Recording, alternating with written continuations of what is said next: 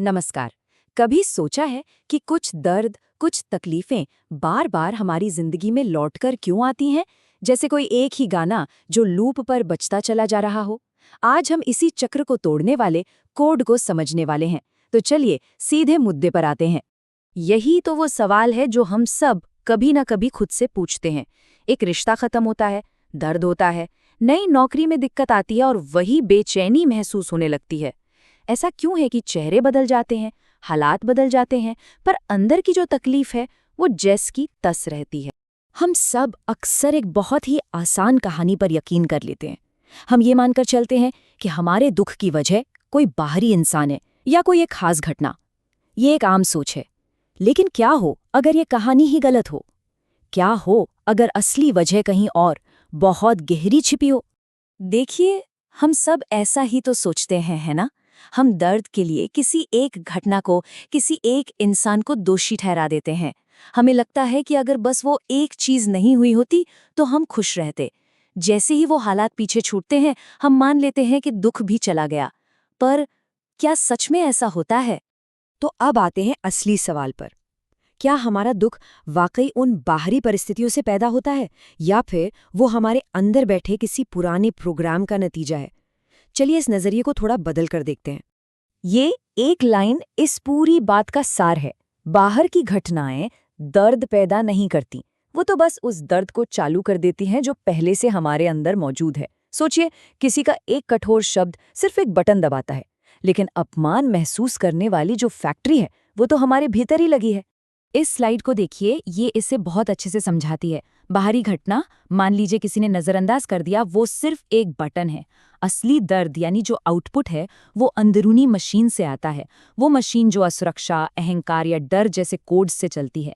तो सवाल ये है कि अगर आउटपुट कड़वा है तो दोष बटन का है या मशीन का? ये सवाल थोड़ा असहज कर सकता है, क्योंकि ये हमें बाहर उंगली उठाने से रोककर अंदर झांकने पर मजबूर करता है। ये हमें पीड़ित की भूमिका से हटाकर जिम्मेदारी की तरफ ले जाता है। हमारा मन है ना, हमेशा आसान कहानियां पसंद करता है। और ये कहानी तो सबसे आसान है। उसने मुझे दुख दिया। इस एक लाइन में सारा इल्जाम बाहर। इसमें हम पीड़ित हैं और कोई दूसरा अपराधी। सुनने में बहुत सुविधाजनक लगता है ने? और ये है कड़वा सच। ये मानना कि हमारे अंदर का सिस्टम ही कुछ ऐसा बना है जो किसी भी घटना को पकड़कर उसे दर्द में बदल देता है। ये सच हमसे आत्मचिंतन और जिम्मेदारी की मांग करता है, और शायद इसीलिए हम अक्सर आसान झूठ को ही चुन लेते हैं। तो चलिए अब जरा उस कोड या उस प्रोग्राम को समझते हैं जो हमारे अंदर चल रहा है। आखिर वो कौन सी स्क्रिप्ट है जो बार बार हमें एक ही जैसा महसूस कराती है, भले ही किरदार और सेट हर बार बदल जाएं? और यही वजह है कि दर्द लौट कर आता है, क्योंकि हम बाहरी चीजें तो बदल देते हैं, लोग, शहर, नौकरियां, लेकिन अंदर का जो पैटर्न है, जो अंदर की स्क्रिप्ट है, वो तो वही की वही रहती है। इसीलिए पहले बॉस के शब्दों से अपमान लगता था, अब सहकर्मी के शब्दों से लगता है। चेहरे नए हैं पर आउटपुट एकदम पुराना है। हमारा ये स्वभाव रूपी प्रोग्राम इन्हीं सब चीज़ों से मिलकर बना है। ये आदतें सालों से हमारे अंदर जमा होती रहती हैं, जैसे दूसरों से मान्यता पाने की हमारी गहरी ज़रूरत, या फिर अस्वीकृति का हमारा डर। और फिर जैसे ही कोई ख़ास परिस्थिति आती है तो ये प्रोग्राम अपने आप एक्टिवेट हो जाता है। तो क्या इसका मतलब है कि परिस्थितियों का कोई रोल ही नहीं है? नहीं, उनका एक बहुत ज़रूरी रोल है। वो एक आईने की तरह काम करती हैं। वो हमें ये दिखाती हैं कि हमारे अंदर असल में चल क्या रहा है।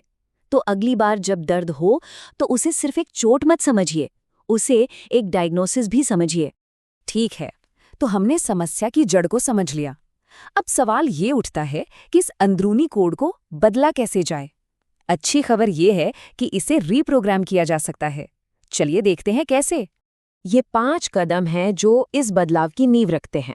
पहला, जागरूकता। बस उस पल को पहचानना है जब आपका बटन दबा हो। कोई रिएक्शन देने से पहले बस ये ध्यान देना, अच्छा ये फिर से हो रहा है। दूसरा, रुकें। तुरंत रिएक्ट करने की जो ऑटोमेटिक आदत है उसे रोकें, एक गहरी सांस लें। तीसरा, पूछताछ। खुद से पूछें, ये दर्द असल में आ कहाँ से रहा है? क्या ये मेरा अहंकार है, मेरी असुरक्षा है? चौथा, अभ्यास। जानबूझकर एक नई बेहतर प्रतिक्रिया चुनें। शुरुआत में मुश्किल होगा पर अभ्यास से आसान हो जाता है। और अंत में 5वां, स्वीकृति। ये समझना कि जीवन में सुख और दुख दोनों ही पैकेज का हिस्सा है। और अब हम इस विश्लेषण के सबसे महत्वपूर्ण हिस्से पर आ गए हैं। ये दर्द के बारे में हमारी पूरी सोच को बदलने का समय है। असली और टिकाऊ बदलाव हमेशा अंदर से आता है। शहर बदलने से मन नहीं बदलता और साथी बदलने से स्वभाव नहीं बदलता। जब तक हम अंदरूनी कोड पर काम नहीं करेंगे, हम बस एक ही समस्या को अलग अलग जगहों पर अलग अलग लोगों के साथ जीते रहेंगे। इस बात को याद रखिए, दर्द हमें सताने के लिए नहीं आता, वो हमें कुछ बताने के लिए आता है। वो एक मैसेंजर है जो एक बहुत ज़रूरी संदेश लेकर आया है। वो हमें ये बताने आया है कि हमारे सिस्टम में कहीं कोई गड़बड़ है, कोई बग है, जिस पर ध्यान देने की ज़रूरत है। तो अगली बार जब वो पुराना दर्द महसूस हो, तो उसे एक चुनौती की तरह नहीं, बल्कि एक अवसर की तरह देखिए। रुकिए और खुद से पूछिए, ये दर्द मुझे मेरे बारे में क्या सिखाने की कोशिश कर रहा है?